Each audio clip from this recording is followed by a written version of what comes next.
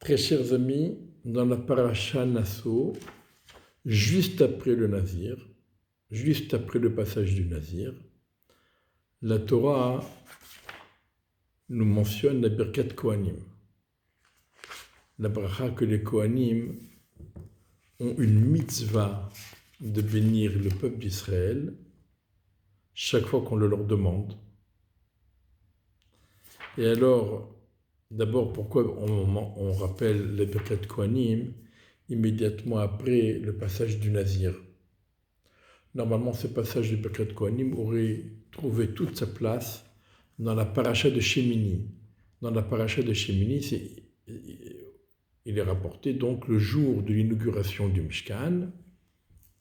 C'est marqué que Aaron a Kohen a béni le peuple, et Rashi rapporte Birkat Kohanim. Alors pourquoi la Birkat Kohanim n'est mentionnée qu'ici? Elle aurait dû être mentionnée dans Parashat Shemini.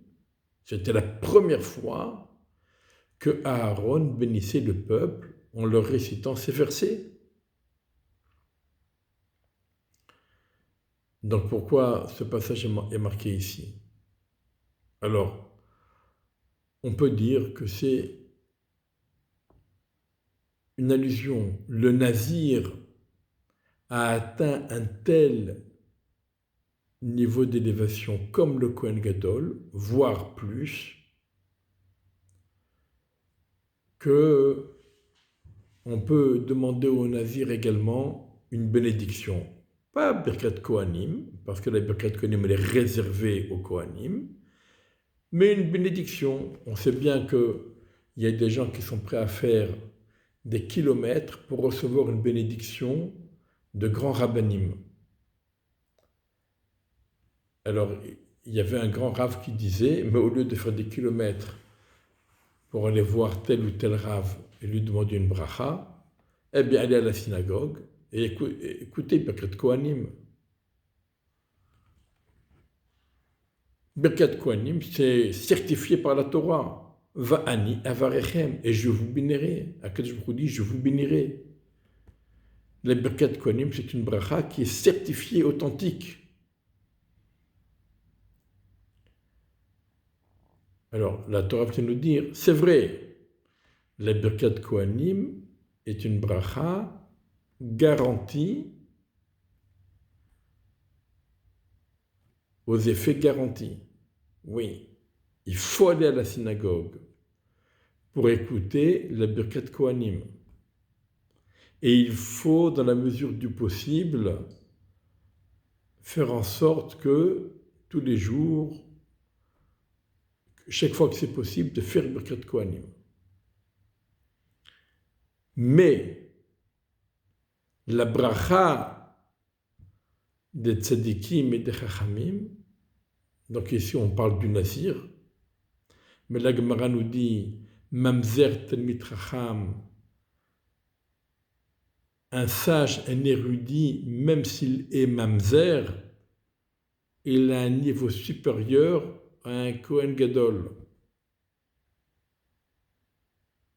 qui n'est pas érudit. Donc, le Nazir, comme le Talmid Chacham et les grands tzadikim, eux aussi, ils ont un pouvoir de bénédiction dont il faut profiter. Alors, la Birkat Kohanim de Kohanim, c'est garanti dans la Torah. Et elle ne dépend pas vraiment de la personnalité du Kohen. Sauf un point. Le Kohen, avant de faire Birkat Kohanim, il dit « Asher kideshenu b'mitzvotav, v'tzivanu, levarech et amo Yisrael, be'ahava » Il ne se contente pas de dire « Asher kideshenu b'mitzvotav, v'tzivanu, levarech et amo Yisrael » Non, be'ahava. La mitzvah, c'est pas simplement de bénir les bénis Israël. La mitzvah, c'est de bénir les bénis Israël avec amour. C'est ça la mitzvah. S'il n'y a pas de ahava, s'il n'y a pas d'amour entre le Kohen n'aime pas. Il le fait parce qu'il est obligé de le faire, mais il n'aime pas les gens qu'il bénit. Ça ne marche pas, mieux vaut qu'il ne fasse pas Birkat Kohanim. La mitzvah, c'est de bénir le peuple d'Akadosh Baruch Hu, et Amo Israël, son peuple Israël, avec amour. Tout ça, c'est la mitzvah. Donc il y a ici, il est question, sur ce point-là, la personnalité du Kohen est mise en jeu. Mais pour tout le reste, on ferme les yeux. Alors que quand on veut prendre une bénédiction d'un Talmid Chacham et d'un Tzaddik, alors dire il faut s'assurer qu'il soit vraiment Talmid Chacham et qu'il soit vraiment Tzaddik, on n'ira pas jusque-là. Mais qui sommes-nous pour juger et savoir oui ou non? Mais en tout cas, il faut au moins qu'il ait une réputation de Talmid Chacham et de Tzaddik. D'accord? Et n'oublions pas bien sûr que Al tihye birkat idiot kala beinecha, que la bénédiction de quelqu'un de simple ne doit pas être légère à nos yeux. On n'a pas le droit de mépriser la bénédiction de quiconque, y compris quelqu'un qui semble être une simple personne. On doit apprécier la bénédiction de chacun. Alors, en tout cas, nous avons ici les Birkat Kohanim. Et la Birkat Kohanim, elle a, mis à part le fait de toutes les ségoulottes, c'est les ségoulottes de toutes les bénédictions, d'une bénédiction qui est garantie par la Torah, authentique et garantie. Mais il faut quand même comprendre le sens de cette bénédiction. Yevarechecha Hashem ve'yishmerecha. Que Dieu te bénisse et te protège. Rashi nous explique Yevarechecha, que Dieu te bénisse dans les biens. Ve'yishmerecha, et qu'il te les protège. Ça veut dire qu'Akadosh Baruch Hu va te bénir et va t'accorder de grandes richesses, mais si ensuite tu vas te faire attaquer et tu vas te faire prendre toutes ces richesses, alors à quoi ça sert? Ça ne sert à rien, au contraire. Mieux vaut ne rien avoir et ne pas en souffrir. Mais c'est pour ça, Akadosh Baruch Hu te bénira dans les biens et il te protégera tes biens, à toi et tes biens, pour que tu n'aies pas à souffrir le fait d'avoir reçu de tels cadeaux. Il y en a qui expliquent Yevarechecha Hashem ve'yishmerecha. Yevarecha Hashem, que tu te bénisse dans le monde matériel, ve'yishmerecha, qu'il te protège dans le monde spirituel. Que tu ne sois pas entraîné et influencé. Ça veut dire, quand on reçoit une grande bénédiction matérielle, on pourrait être influencé et se laisser aller. Alors, Yishmerecha, que du coup te protégera, que cette bénédiction matérielle ne te nuira pas spirituellement.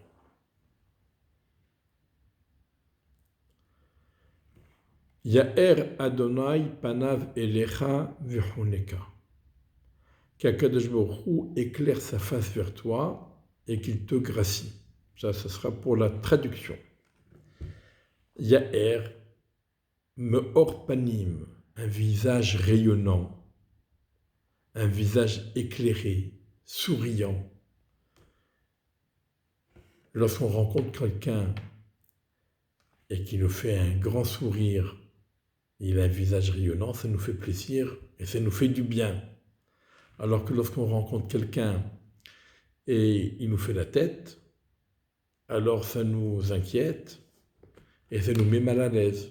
Donc c'est ça, il y a Hashem panav elecha, qu'Akadosh Baruch Hu t'accorde un visage rayonnant.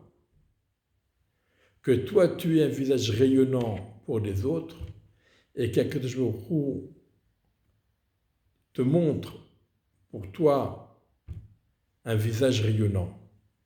Ça veut dire que les autres aussi aient des visages rayonnants par rapport à toi. Que tout le monde soit à l'aise, que tout le monde soit rayonnant, que tout le monde soit heureux, les uns avec les autres.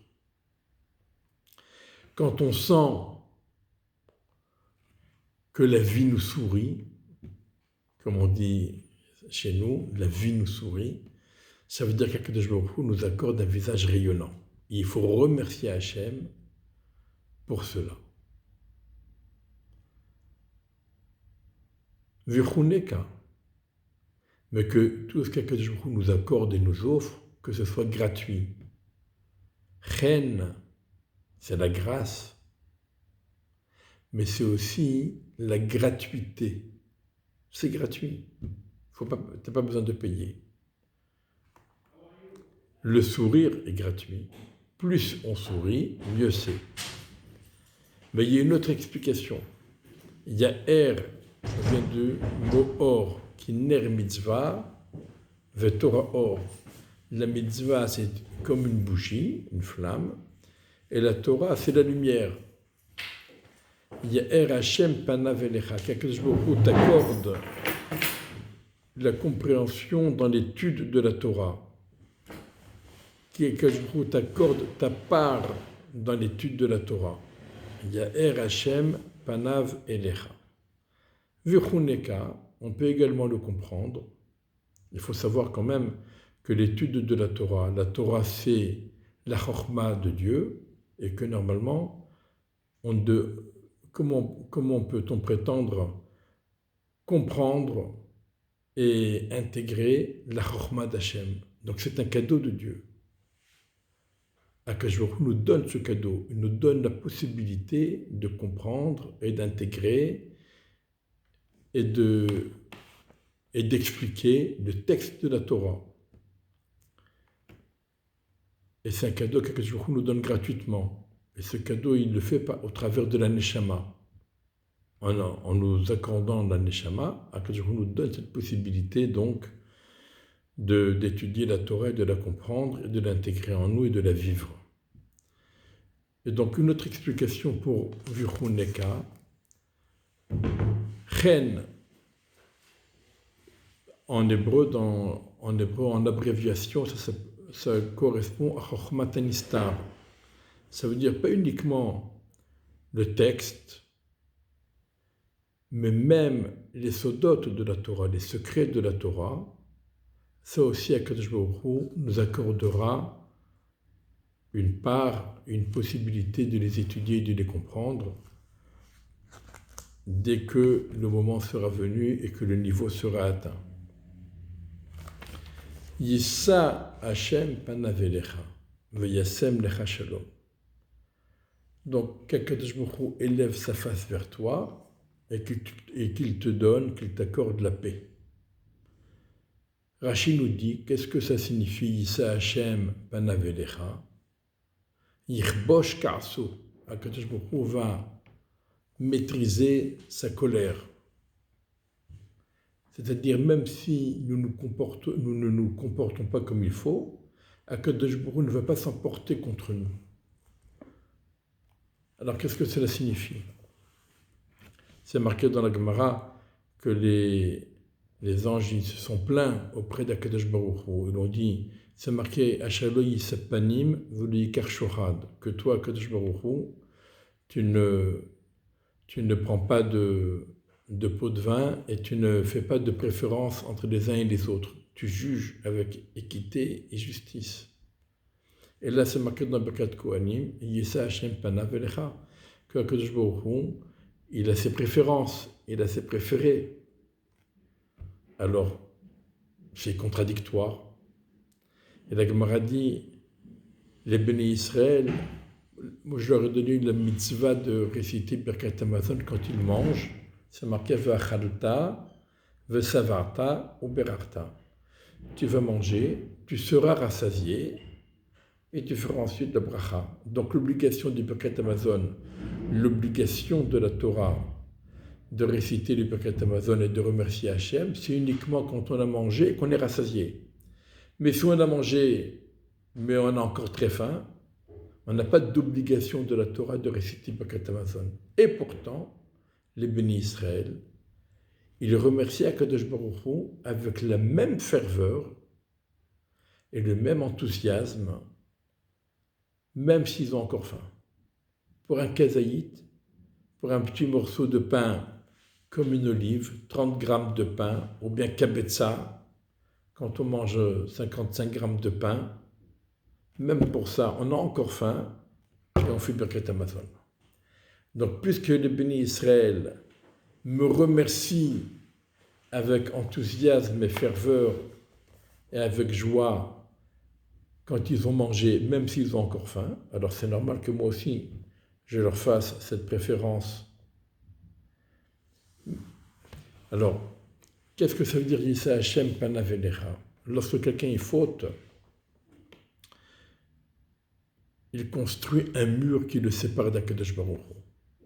Et plus on faute, plus le mur est grand et épais. Et des fois, on a tellement fauté, on ne voit plus Hachem, on ne voit plus la Shekhinah. On s'imagine qu'Akadosh Baruch Hu n'est plus là, nous a abandonnés. Et donc, les Birkat Kohanim, Yisa Hashem Panavelecha, qu'Akadosh Baruch Hu s'élève par-dessus ce mur pour nous rappeler à lui et pour nous dire « Je suis là, je vous attends. Il faut casser le mur. Et je vous attends, les bras ouverts. » Et comment on casse le mur? Évidemment en faisant tchouva. Chaque fois qu'on fait tchouva, on réduit une partie du mur, on casse une partie du mur et on retrouve donc, on finit par se retrouver face à la Shekhinah. Yisa Hashem Panavelecha, malgré nos fautes, qu'Akadosh Baruch Hu s'élève par-dessus ce mur qui fait écran entre lui et nous et qui nous rappelle à lui. V'yasem lecha shalom, et qu'il te donne la paix. Qu'est-ce que ça veut dire V'yasem lecha shalom? On aurait dû dire V'yiten lecha shalom, et qu'il te donne la paix. Pourquoi on dit V'yasem? Ça vient nous dire que le shalom, ce n'est pas quelque chose qu'il faut créer. Le shalom, il est là. C'est nous qui créons des séparations et qui empêchons le shalom d'être vécu. Mais le shalom, il est là. Casse le mur et le shalom, il est là. Casse les préjugés, le shalom, il est là. Casse les idées que l'on peut se faire des uns et des autres, le shalom, il est là. Bezrat Hashem, qu'Akadosh Baruch Hu nous accorde le shalom et que nous puissions le vivre pleinement avec tous les bénis Israël, tous nos proches, tous nos prochains, et bien sûr le shalom avec Akadosh Baruch Hu. Vesamu et Shemel bénis Israël, vani avarachem. Ils placeront mon nom sur les bénis Israël, et je les bénirai. Je bénirai les Kohanim, et je bénirai les bénis Israël, Bezrat Hashem.